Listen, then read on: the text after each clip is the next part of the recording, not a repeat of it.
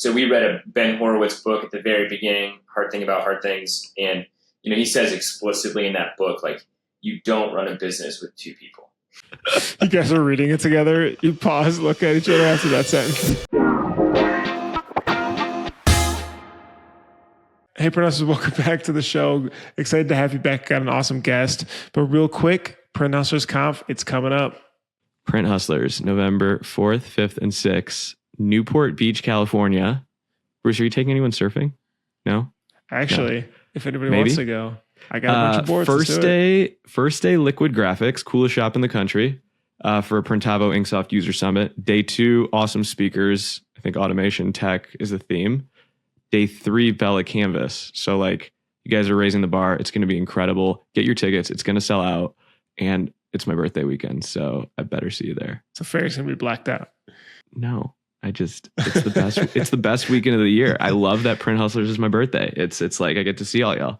So, all right, Bruce. So a couple ads, and then an awesome guest. Our guest today, two brothers who took over a family business, and what they're doing to grow things like Outbound, acquiring other companies, and just how they're thinking about it. Honestly, I think these are some of the best just because when you come from outside the business, you have such a fresh view from when, if you're building it up, you get kind of jaded over time and you want to be that person doing. So really cool to hear their perspective. But first, GraphX Source. If you need a solution to improve efficiency and reduce costs in your art department, you already know GraphX offers industry-leading outsourcing options for your shop. And what's really cool is they're actually a part of your team. So they're plugging into your shop management platform. They're handling SEPs, mockups, creative art, order management, digitizing, and customer service. They've been doing it for over 30 years as well. And be sure, mention the Printavo pod that sent you over, and they'll give you half off your first vector, SEP, or digitized order. Bruce, have you heard of Multicraft_Daddy? Well, he's got 900 and some followers. And if you need ink supplies or a daddy, Multicraft Screen Printing and Digital Supplies for over 50 years has been providing you with top brands at competitive prices. If you mention the Printavo pod, you'll get 10% off your first order. And DM Multicraft_Daddy right now. He gives away a case of free PMI tape every single week. So thanks so much to the team at Multicraft. We appreciate you. Thanks, Dave. And you're doing great on Instagram. EasyWay works with over 100 plus distributors all over the US, but more importantly, they're a partner in your success. They can help with how-tos, best practices, just general questions. They're there to help you guys in Reclaim. And you shouldn't be spending all day cleaning dirty screens. That's why their line of environmentally conscious chemicals gets the job done faster, more efficiently, and costs you a fraction of the cost per screen. Check them out, EasyWay. Thank you guys so much for supporting.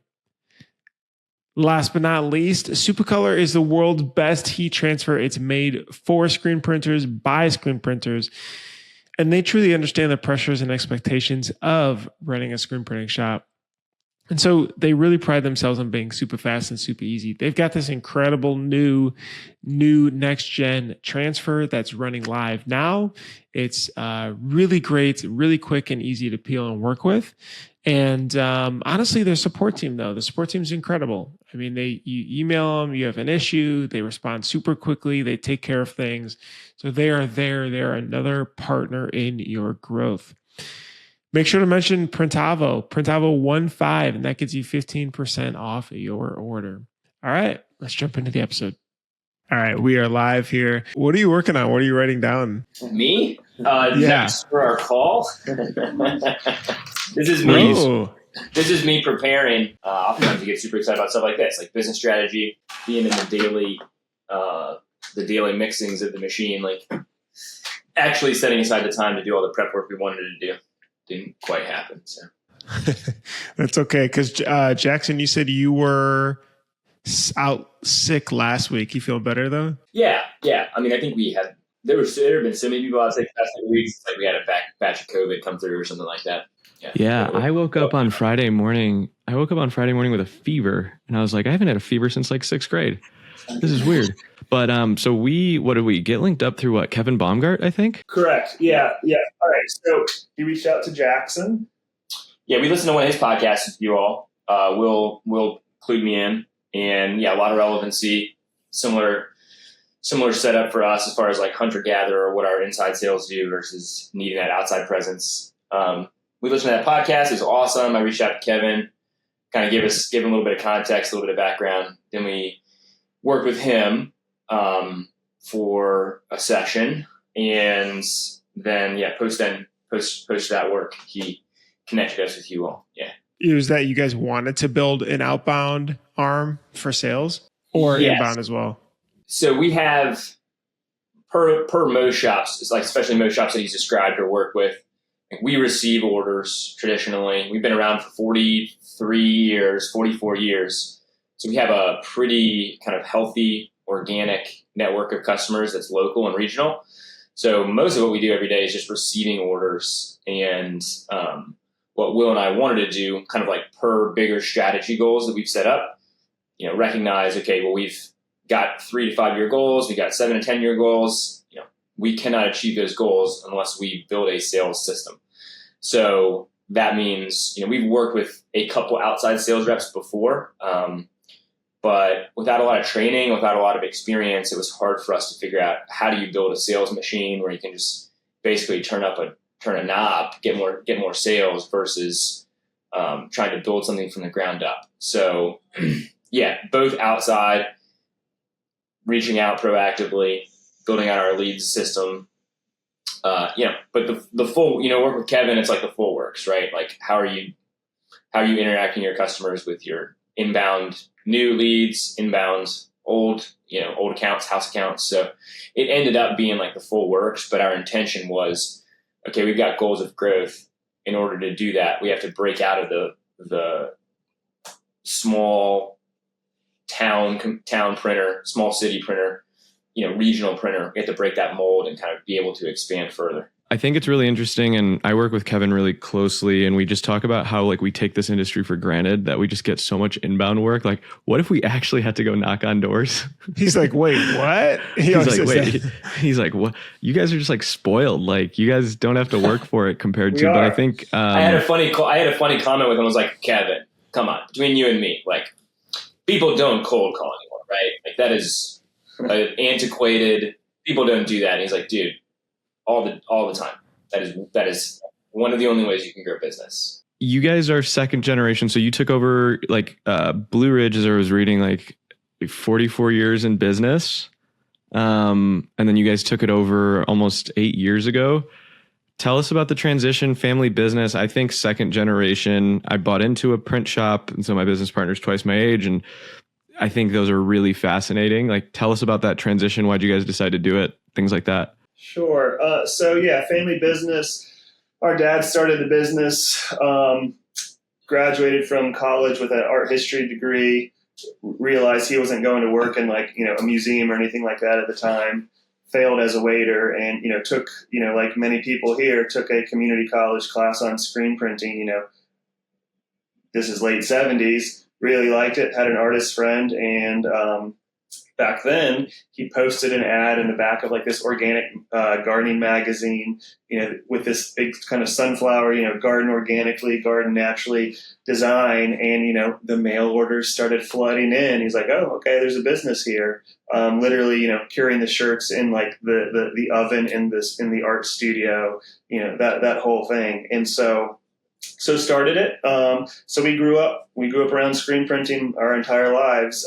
Spent summers in high school working in the print shop. From reclaim screens all the way up to loading trucks and semis in our bigger days. To both of us leaving. I went off was a public school teacher for a little while. Jackson, he was worked in a vocational rehab place, and came back because Stephen, as you said, it is a unique opportunity. Here's this family business. We both liked it, like the art, like the production side of it. And so I realized maybe I should give it a chance because our dad's not going to be around doing it forever. And so, here's this ready to go business, or this not ready to go, but here's this thriving business. And so came back about, I guess, 13 years ago or so, and started like more on the office side of, sales and work our ways through that. And about 8 years ago, we took our father, John, out to Long Beach, and after the end of the trade show, we fired him. We told him he was not allowed to come into the office anymore. He needed to kind of take a step back, and he was very excited about that. Totally cool with it. And, at that point, he kind of became our consultant. He would come in and hang out, and him and Jackson shared an office. So they would talk shop for 20% of the time, and, whatever else they were talking, the other 80. And that was the beginning of us, taking over. We had a general manager at the time. Shortly after he left the company, moved out of the area. And so then we were really kind of both feet in the water kind of deal. Learning through the school of hard knocks, running this business where we grew up around a lot of these employees. We worked with them, around them, for them, again, in high school, college days. And so now we're the ones running the show and really kind of, learning the hard way of, reinventing the wheel, so to speak, in business management and operations and sales and the whole 9 yards. And so, that was 8 years ago, and we have thankfully survived to this day. So, okay, you highlighted there a point that I thought was we fired our dad. I hear of so many shops that are I'm going to try to pass it off to my kids. I don't know if my kids want it. And there's what I feel is it's sometimes maybe the kids don't know if they want it or not. They're definitely capable of it, but the parents aren't ready to let go, right? Generational gaps.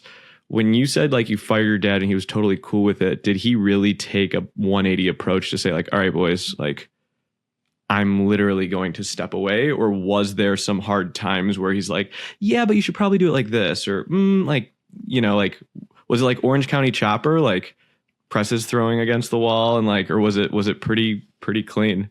He phased out over a year. And after that year of kind of moderate coming into work, he was organically going that direction anyway, instead of coming in 5 days a week, coming in 4 days a week, then 3 days a week. And we took that year to he had a big retirement party, gave him some closure, set a date, gave him some closure. So no, there was no friction. And we have a unique situation in that there's a lot of family kicking around. We work together. We work with our father. We have a really good relationship to the point of where there's not a ton of, we've never just had that much friction. But actually one thing you just said that I would circle back to, when it came to the second generation and considering talking to shop owners and whether a kid wants it, and they're definitely capable of it. One of the things I thought that was interesting is, in order to know whether you're capable of running a shop, right? The vetting period is, I would say, more than a year. I wouldn't say I had resentment, but I was the friction, the frustration of learning how to manage without training, being put in that position because I was family, or no, they didn't put me in that position, having that opportunity because I was family. In one sense, that's totally unfair. This dude, I was 23 or something. This 23-year-old should not come in and start functioning as a general manager above, when people that have been there for 20 years. So the social dynamics was really interesting and really challenging. I had that big time. My press ops were who's this? Yeah. My press ops, they're just who's this freaking kid? What's he doing? It was so hard to earn the respect. It's ageism, right? That's yeah. So hard to earn the respect. And those employees, it just didn't end up working out because of that, eternal, this isn't fair friction. Have you had employees then leave because they don't like the generational changes, or has it been because it seems like you guys run a pretty happy, sound business? Did that? Do I think we didn't have immediate disruption?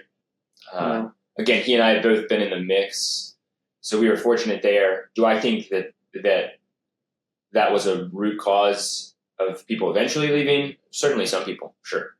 Yeah. As many other guests and you all have pointed out, COVID was also a natural kind of break and like reset. So certainly when we came back, we were a lot smaller, and we had some people that did not. They were doing fine in some ways, and some people we couldn't bring back for just because of expense, and some wasn't the right cultural fit, and so that also kind of played a part in that was like the second or the third reset for the company. So some of those questions were answered because of COVID. Some we've had a little bit of natural attrition over the years, some legacy employees, but otherwise we're still kind of us and many long-term employees. We're all kind of grinding it out together because really even when we butt heads, and sometimes we butt heads a lot, they. I believe that these employees they care a lot about the business just because of what they have participated in over the last 10, 15, 20 years. I mean, we got 2 employees going on like 27 years now, right? We got there's people who've been here a long time. I mean, legacy, right? And they know the business and they do well, and they can still outprint almost anybody, maybe anybody in the building, right? So we have those kinds of employees, and so they have their work ethic has allowed us to say, okay, even though we don't always agree, like we're all in this together. You were talking a little bit, we didn't get into details, but you're talking about acquiring other shops. That's interesting. I also would like to go a little bit deeper now onto sales outbound, because I think sounds great, hard to execute. And just to understand like progress there. So maybe let's just go all growth in. So maybe first let's wrap up the outbound, because I think Kevin, awesome, super sharp. He's got the principles and everything to execute. And then now it's like on you guys to actually do it. And we're doing it as a company now. I don't know if Farag, if you guys have really tried it, but it's a different muscle. It's like going to the gym and it's like you've only done maybe upper body forever. And now it's like, all right, now you need to do cardio or something, or something that's a lot harder that you've never actually done. You never ran like Stephen and Matt Marcotte yesterday. After Kevin starts working with you, now you actually have to put in the work to like do it. Yeah. So what happened? Yeah. What happened? How did that go?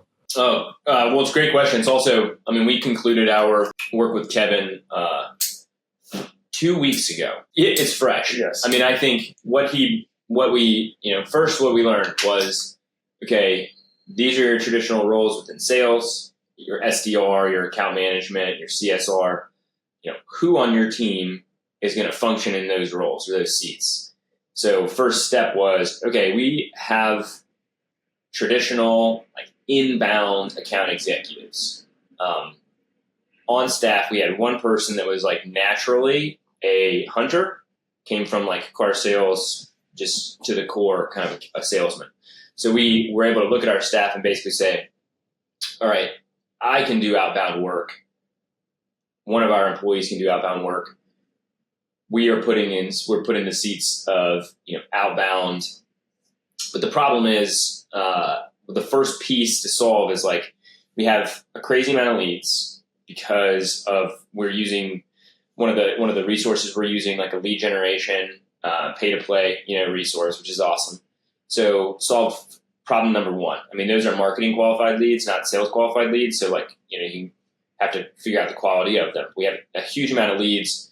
So first step was immediately like, okay, well, we have people to process leads as soon as they come to us. Who's going to reach out and do the SDR work? So, which I think, I don't know what Kevin would say. My assumption would be 80% of sales systems fail nowadays at the SDR level. And so just so everyone knows, SDR, sales development representative, bottom of the totem pole, this person is taking leads and literally setting up appointments. Like they're the appointment setter, saying, hey, this is Blue Ridge. Are you guys interested in merch? You are, great. Let's set you up for an appointment. Is that kind of, am I picking up what you're throwing down? Yeah. Okay. Yeah. 15 years ago, they would have been called cold callers. Nowadays, more nuanced. They can do more than cold calling. Like we operate a pretty robust email marketing campaign. There's huge pros and cons to that. I know like a gentleman you had a couple weeks ago, that contract shop out of Reno, he mentioned like he's really careful and does 20 or 30 emails a month. Like emailing is real. The more meticulous and focused you get with it, the better effectiveness. So you're kind of like having to thread the needle. Okay, well, if I want to generate hundreds of leads or thousands of leads because I want to double our company, you can't actually be that meticulous. You just got to throw some volume somewhere. So yeah, SDR definitely involves a lot of meeting setting, right? Which is a new concept for our industry. I got a buddy in like tech sales. He knew when he's making a call, when he's making an email, his goal is set a meeting. Like, that is the goal of his call. In screen printing, it's like, what's the goal of your call? Like, I'm going to sell a shirt immediately on the phone. I'm going to try to sell 100 shirts.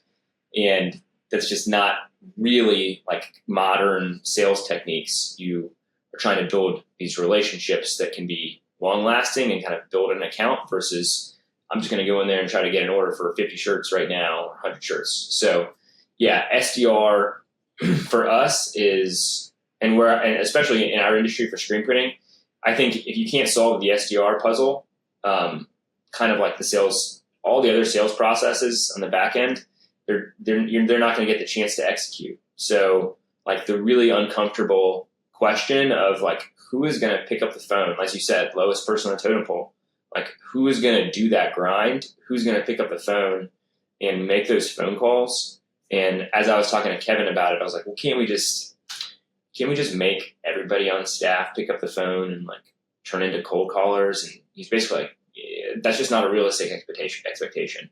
Somebody who's going to come in and like be an active SDR, the turnover rate for SDRs it's brutal, right? Like they're doing it for a year. That's a good amount of time to do it to have somebody in that SDR seat. So for us, I mean, that's like literally where we are right now. We know the problem. We have the system. I can muscle through as an SDR when I remember to do my SDR work, right? But like Bruce, as you were saying, these are new muscles. So the Kevin's brilliant because he just like total package. He just gives, he will give you all of the answers. Like this. So have you hired that role, or that's what you're looking for now? We have 2 people functioning in that role, me and then 1 person on site. But what we're basically saying is we almost made the decision to hire immediately. So we're just going to put some resources to it. We're going to put some money to it. We got a recommendation for somebody that can just like train up an SDR for you immediately. Just total package, costs a lot. But we didn't take that role. We didn't take that option yet. We're going to try to do it internally. But it's like the clock's ticking kind of thing. Proof of concept. Will and I are going to have open and honest, tough conversation if we can't get the SDR piece off the ground, because it's crucial. And talking about scalability, like if we're trying to double our business, in 5 years, like it's not just one SDR that we have to get functioning correctly. There's going to be multiple people sitting in that seat. So short story is, hopefully we'll be a success story in a couple months. All right, real quick, I got to tell you something. This is really interesting, and here's why. We formed a company called Printavo. You may have heard of it, but it has 3 different brands right now: Printavo, Inksoft, and Graphics. So we're all sister companies now, a big happy family. What we're able to do is Printavo's managing your shop management and workflow organization. Inksoft can run your website and handle online stores at scale. So running multiple different stores for fundraisers, schools, company stores, and everything in between. And Graphics Flow is a brand new product to be able to help reduce all the back and forth with art. So it has a huge art library that you can put on your website so customers can see and pluck what they want. Plus, you can also be able to collect different ideas and send them to customers to approve as well. Really, really cool. Plus, in-app editing. It's like Canva, but specifically for shops. All right, check it out. All those brands are on Printavo.com. That's Printavo.com. All right, thanks. So this is really interesting. Okay, so print shops, when they want to build out an outbound sales team, they have this expectation that the person that's doing inbound is magically going to turn to outbound. Like, hey, person, all these leads that were coming to you, half your day you have to now get new leads and go outbound. So like, that doesn't work. That's a myth. The person that does outbound needs to be like the outbound department needs to be the outbound department. I think it's also very intelligent, and there's a lot of wisdom behind a sales development rep setting meetings is not the person closing the shirt order. Like two separate functions. So if you have a really talented salesperson that can get on the phone with anyone and that can sell apparel, whatever, get them into Gildan's, get them into this, get them into that, all you have to do is find someone in front of them to set up opportunities and appointments. And that person's job stops once the customer says, yeah, I'm interested. Right.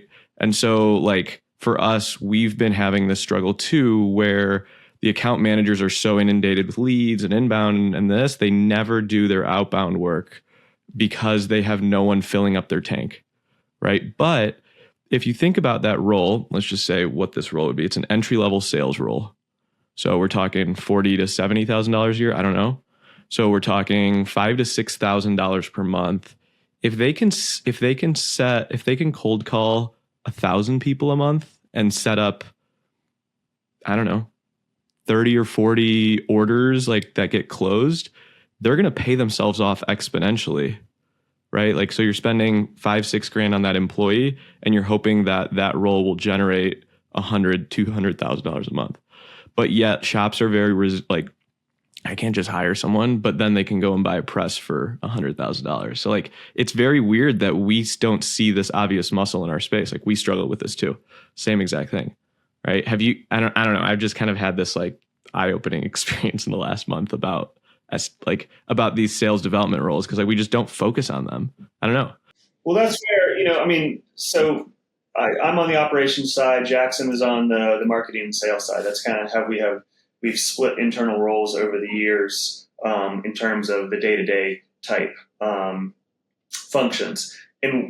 But I sat in on a lot of the calls because I also sit in a integrator seat for our company, and so I just wanted to hear this, what this consultant was going through. And the thing that really appealed to me is that we were alluding to it, like when we took over Blue Ridge Graphics. We were really kind of like school of hard knocks, like reinventing the wheel, like just system after system after system. We felt like we had to like build from like the ground up.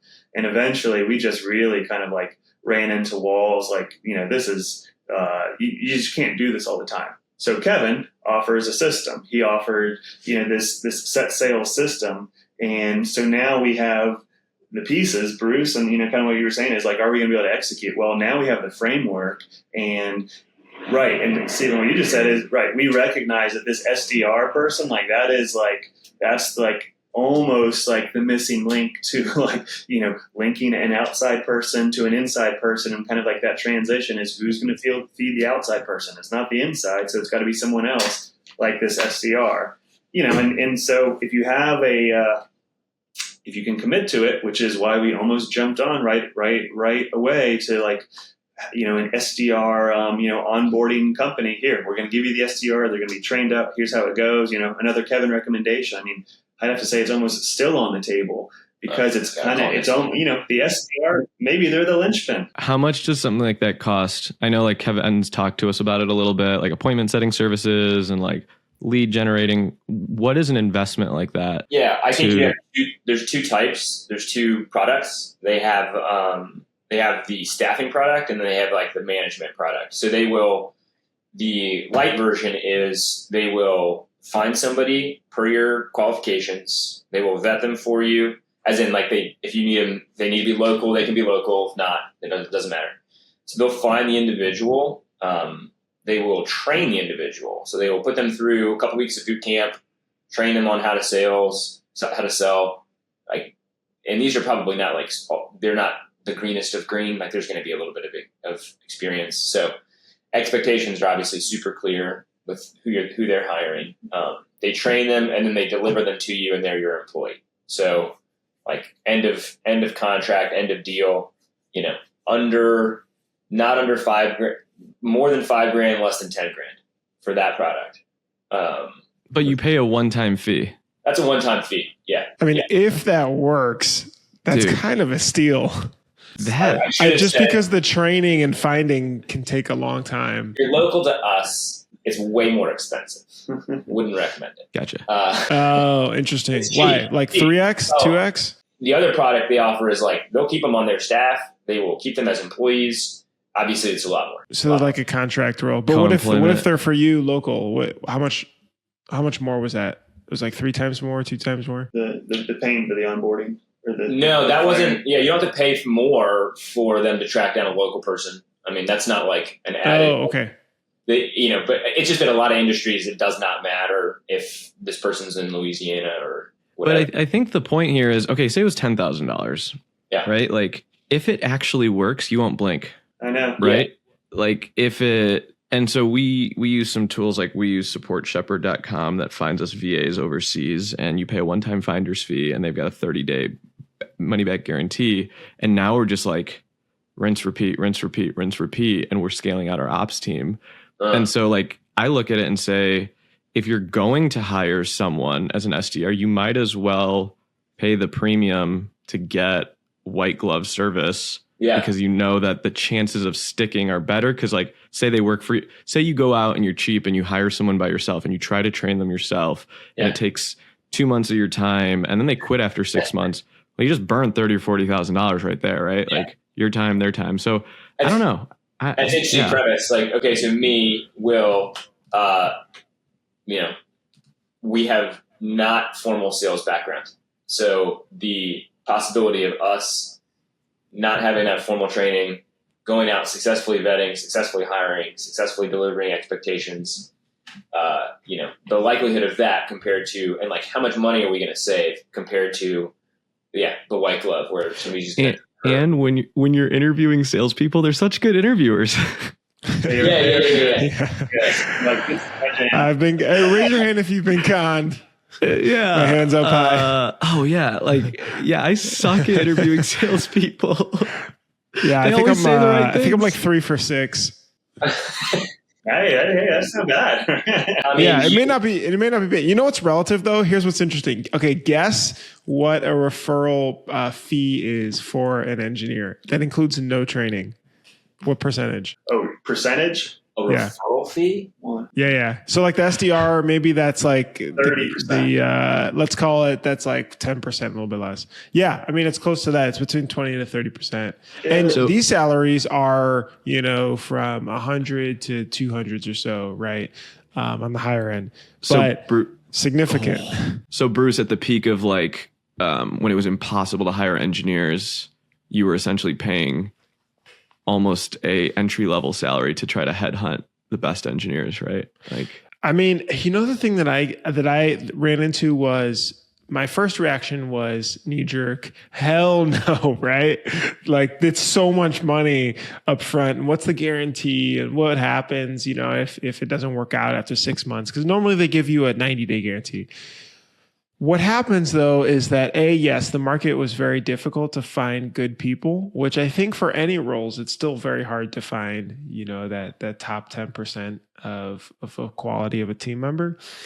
And then also, you get kind of burnt out. Like, it's such a grind to constantly be interviewing and phone screening and interviewing again and hiring, and then it doesn't work, maybe, hopefully it does, and then you go back again, that I was like, wow, we just really need a good pipeline of folks. And it's like, ideally, I can hire someone like an HR person that can recruit and do this, of which I tried that. I got desperate and hired the wrong person again. But that premium payment for them was sort of like hiring the contract HR person. And so that's why I just said, you know what, I'm just gonna burn out if I keep, trying to do this over and over. So anyway, I just found that it's interesting that it's a little relative. Hey, I wanna pivot for a second. Like, the two of you are essentially co-owners. And I'm curious, I saw something in our notes that said like Traction is a BlackBerry, Pinnacle is an iPhone. And then there was some stuff about you guys as co-owners and making decisions and financial decisions and paying yourself. Like, where do we start there? I have no idea. But how is running a company together and being related, like, and talking about money and stuff? We want like the dirt. I mean, I'll just run an intro, which was like when we first started managing, not a lot of training and how to be a manager, because that's hard to do, especially if it's like family business. How do you like actually train somebody to be the manager? We didn't bootstrap it, right? It was just like functioning, and we just stepped in. So we read a Ben Horowitz book at the very beginning, Hard Thing About Hard Things. And, he says explicitly in that book, like, you don't run a business with two people. You guys are reading it together. You pause, look at each other after that sentence. That's what we know. And like I said at the beginning, or whatever, a couple minutes ago, we have a unique situation. Like, our family is strong, and it's super grateful for that. We basically, we looked at each other in a sense, and we're basically like, we're going to do it the hard way, even though it's not the smart way, because I'd rather work with my brother than not. And it was a battle worth fighting. So I think it took a long time for us to separate ourselves enough responsibility wise. And that probably didn't really start to get a lot of traction until maybe 3 or 4 years ago. I don't know where you would say timeline, when we had enough experience that we could explain to the company, this is Will's seat, this is Jackson's seat. But it was, brutal. I mean, many people left because of that. I mean, we have a good turnover, but I'm sure many of the people that left had, for sure, top down issue, right? Like, it was because there's not a aligned strategy or vision at the top. They go to me because I'm a pushover. They don't go to him because he's harder. Like, there's a lot of, family run business. Like, so it has family dynamics. I'm going to go to the nice. Who's older between the two of you? Me. So like, did you guys ever think about naming like a CEO and like a not like second in command? Like, we did. So we did at first, and I'm kind of like, so we just went off, just finished up with Kevin and talking about like that whole kind of like that structure, that system that he's offering. And, at the beginning we kind of mentioned, kind of like we're just trying to build everything from the ground up. Like, we tried to build our own like, performance evaluation like system. Like, oh, we're not going to meet quarterly with employees, because why meet quarterly when you could meet 3 times a year? So we're going to have like these trimesters of like, meeting groups. Why? Because we had no clue as to what we were doing. But eventually what we kind of decided over the years or kind of realized over the years is, and that kind of goes back to kind of Traction and Pinnacle and things like that. There are these systems out here. And so really our goal should not be to reinvent every wheel out there. Like, we talk about burnout. I mean, hard to manage with each other. Yes. As Jackson said, thankfully it is family first. And, we've picked up, watching our father in the business, right? He's a pretty low key, kind of laid back kind of person. And so most of our business decisions kind of maybe have a little bit of that flavor in it, in terms of how we ourselves kind of work with each other.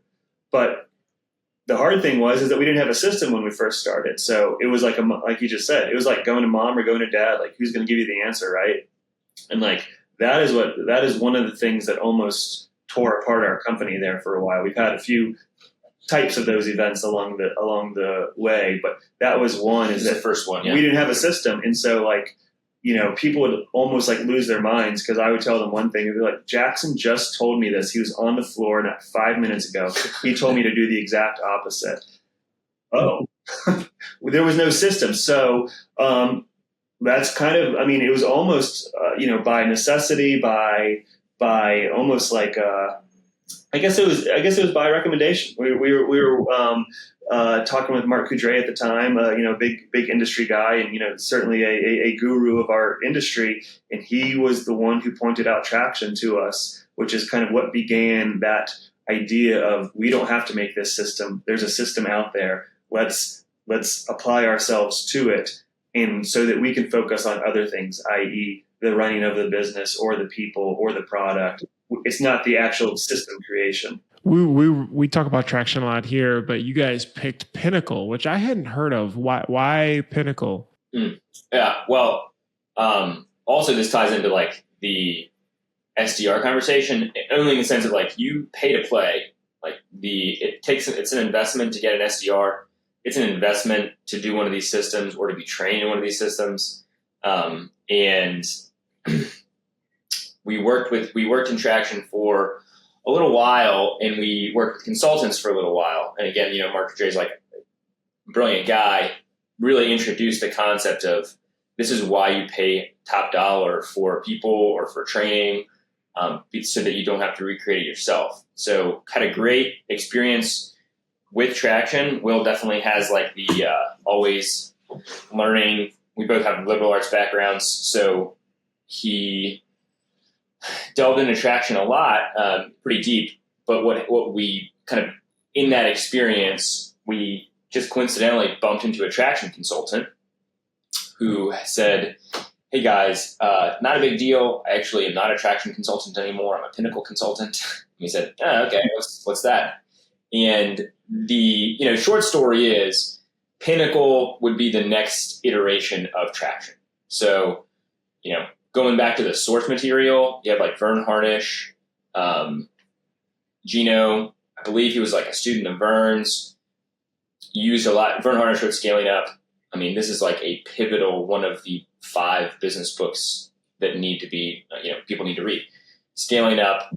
Gino works with Vern, builds Traction. People love Traction. Gets really excited about Traction. And then Pinnacle is just kind of like the next iteration of Traction. These are people this is a generation after Traction. So these are consultants. These are top mind people that have kind of like not graduated from the Traction school, but in one sense, like they all love Traction. They were all in Traction. And then they built a system, another iteration that has kind of organically evolved from Traction. But really like from the execution standpoint, was there certain things that just applied to you better? And if so, like, do you remember a couple of them? Yeah, really, it was this. It was that first we tried Traction on our own, right? We tried to implement it on our own without any outside help. Just hard. Very hard. Like, right? It was another place where we were going to fail miserably in front of the company. So we realized that we were reaching out to these implementers, right? You're finding someone to hire these engineers, right? I just can't do it on my own anymore. We were not going to be able to roll this out to our company successfully. There's too many moving parts. And so reached out to this guy. He's like, yeah, I'm in Pinnacle, in which I was a Traction coach. Yep. Now Pinnacle. And what appealed to us, what kind of like, I was very kind of hesitant. I was like, all right, I've read like 4 of the Traction books, like what's EOS and Traction and, basically all of them just to kind of wrap my head around it. And he's like, well, one of the differences is I switched because into kind of one way he describes it is kind of like an open or a customized system where open source, where Traction, it is, you got like the very hard bumper rails and what's in the Traction world. You've got like the 555 and the people analyzer. And you have these tools, right? It's the toolbox. And there's like 21 of them or something like that. But that's it. Like in terms of my understanding, I could be wrong, but in my understanding, like, true pure Traction is like, okay, you use the Traction tools and that's it. Whereas in Pinnacle, they have very similar tools because they modeled a lot, just like from the whole like EO, Vern Harnish to Gino Traction to, I don't know who the person is that made Pinnacle, but they model after the other ones. And so, but at the same time, they're also pulling tools, they're pulling ideas from other sources. So the toolbox is much larger, and it is, okay, here's this company in this state. Their focus is on people issues, or their focus is on like performance and playbooks. So now we're going to bring in these additional tools to kind of really kind of cater to them, to kind of customize to what this company needs versus, look, you got these 4 people tools and that's it. Like, let's fit you to this box rather than let's pull this from like the Harvard Business Review, or like let's pull this tool from, a Checklist Manifesto or whatever. Love that book. Yeah, Checklist Manifesto is awesome. So that's what it was. All right. It was kind of like what really drew us to that was basically it's an open system that we can more things can be added to it, on an as needed basis. Oh, it's a cash flow problem. Okay, well, guess what? They have a tool on cash flow. I mean, they profit first is a part of the Pinnacle world. That's a good example. Like, you can get help with all parts of your business. It's not just like a strategy resource. We roll in, we're saying, oh, we like this profit first guy. They were able to help us get trained up and help us better execute that. So it was I think what's really cool. So we right now are running Traction religiously. It's a good BlackBerry. It's doing a good job in keeping us on the rails. Like we're liking it. But you guys are very open to learning and continuous education and coaching and consulting. And that's it's a very big investment, right? Like, first and foremost, it's not cheap. Is that something the two of you have agreed upon, that hey, if we're going to do this, we need to have trainers around us and a support system, and we need to pay for coaches? Is that something your dad told you? What light bulb went off? Because I feel like some people are I'm just going to do it myself. I don't need any help. But you guys seem very open to it.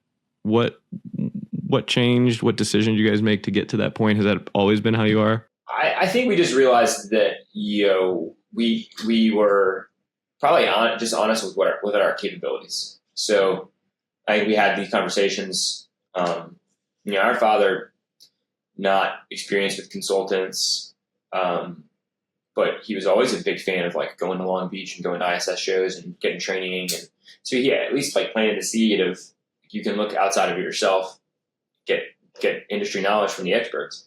And I think, so Will and I started having that appreciation. First step was working with Mark Boudre, who great intro to consulting. I think we just had the honest conversation of, okay, we are not going to be able to carry the business any further or keep it going in a safe way unless or rather the likelihood is, small or greatly diminished compared to if you get a trainer, if you get a coach and somebody that you can learn from. So I think it was actually just more out of not desperation, but exhaustion, right? Or just the brutal reality of he doesn't have just because he's here and just because I'm here doesn't make us geniuses, right? We stepped in as second generation. We did not build this up. Our experience started much later than a lot of these people that are working for us, and much later than the industry. So we weren't going to win the award because I knew how to screen print better than anybody. It was you either get that help or you're just satisfied with okay, you're going to be a local shop that kind of grows with your local economy. I always joke that what if our industry was run by a bunch of Harvard Business School guys? They do way better, maybe. The printing part, but maybe that too. I don't know. I think everything would be a lot more expensive. Yeah, correct. It would be priced better. Wait, what? I think it was best chance for success. Right? We had to, as Jackson just said, we kind of had to recognize, are we going to hold ourselves? Know thyself, right? It is not pretty. I was telling Jackson, oh, this is anxiety. 3 weeks ago, when we were driving to our quarterly rock meeting with our coach, right? And I was getting ready to say on this many rocks. No, I didn't do this. No, and thankfully, the other two people on the leadership team, helped give us an average of a C for the quarter. But if it had been me, it would have been a failing grade. So there is accountability there too. Yeah, it's a full-time. It's almost it's similar to a full-time employee, right? that consulting type, but the expertise they bring, a sounding board, someone who is good at business but out of our business, more industry agnostic. Those are really benefits to help us manage our company. So almost as stewards, right? What's the best thing we can do? Well, the best thing we can do probably for our company, for this company that we've been put in charge of, is to help improve it by using experts, because we are not, right, as Jackson said, we're liberal arts. Good self-reflection. Everyone gives the millennial generation shit. Look, we ask for help and we hire help and we bring it in. And I think, when I wanted to bring consultants in, my business partner was we they're going to come in and tell us what we need to do. Like we know what we need to do. Right. Right. Isn't that the typical, like, you know, we got the okay from our dad, right? But he was only because like he was out of the business, right? Like if we had asked him to, like, you know, if he was like, the answer would have been no, like 10 years ago. Like, yeah, like you're paying what? Yeah, like look what you could do for that. Yeah. But then when we think about it, like, you know, Matt Marcotte helps us on our production floor, Ryan Kasperian, right? Mark Kudre, like, you know, Kevin Baumgart, Traction Professionals, Profit First Professionals, like those are some big inflection points. And you guys are, you know, growing at a pretty big clip. Like it's not like you're running a small thing. What's next for you guys? Do you guys enjoy, like, are you guys there 5 days a week? Do you guys like not going into work? Like, what's your kind of, what's on the horizon? Yeah, great question. We were just meeting a coffee shop about that on Tuesday. Yep.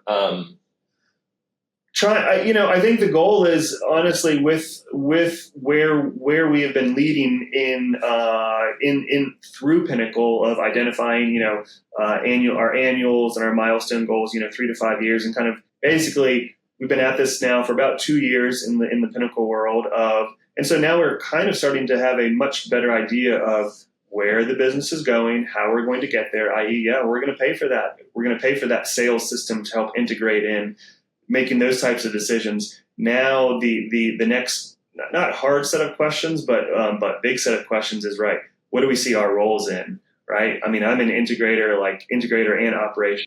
Every day of the week I work from home like 1 day a week, but every other time I'm supposed to like part of, you know, daily operations. Jackson sits in the visionary seat in sales. So we're like in it all the time. And so the conversation we had on Tuesday was like, okay, well, you know, what do we look like 3 to 5 years from now? Because again, we're not the people to be coaching Blue Ridge Graphics forward. Like that's you know, and we might not be the people to like jump to the next level on the day-to-day operations. Like we have employees who ask the right questions at the right time in a much kind of a more calm-headed manner than either one of us on a regular basis. And so we've got good staff, we've got good support. It's now how do we kind of continue that structure to put us more in those visionary roles of, okay, we know what we want. How are we going to help the whole company get there versus, you know, being the ones like operating every single lever? Yeah, getting the right people and back to the people.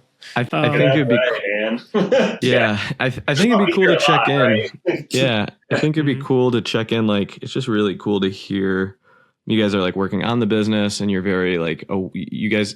I feel like you guys are very self-aware.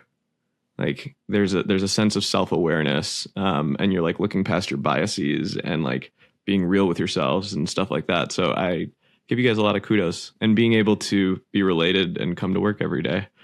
Yeah. I don't know if I could do that. Yeah. That's awesome. We're super lucky there. Super fortunate. Yeah, for sure. Well, after this, you guys can hug it out if you want. Like, you know, they're gonna turn the cameras off now. Yeah, right. I've literally never. You can hug it out or play the Step Brothers song. But cool. This is awesome. I really Will appreciate and Jackson, this conversation. Thanks so much for being able to join us. Yeah, absolutely. We really appreciate it. Glad you're feeling better as well. Yeah. And hopefully we see y'all in Long Beach. We're print hustlers. We'd love to make the connection. And, I almost made it to print hustlers. That's like October, right? November, and it's in California, which I know is a long flight, but it's going to be awesome. So November 4th, 5th, and 6th. Cool, sweet. Glad to see y'all there. Will's got a baby coming early. All right, y'all. Yeah. Oh, early congrats. Yeah, appreciate it. Yeah. I was like, you know what? I'm going to go to this thing. I want to go see what it's about. But right, yes, baby comes first. Hey, pronouncers, thank you so much for listening to another episode. We'll see you on the next one. Thanks so much for listening. Hopefully that was informative. Don't forget to subscribe. Don't forget to like. Don't forget to hit the bell for notifications if you enjoyed this video. If you enjoy all the stuff we're putting out, it's really helpful. We love to just be able to see it. That means that we're doing a good job. To subscribe, hit the bell for notifications, and hit the like button. And I'll see you in the next episode. Bye.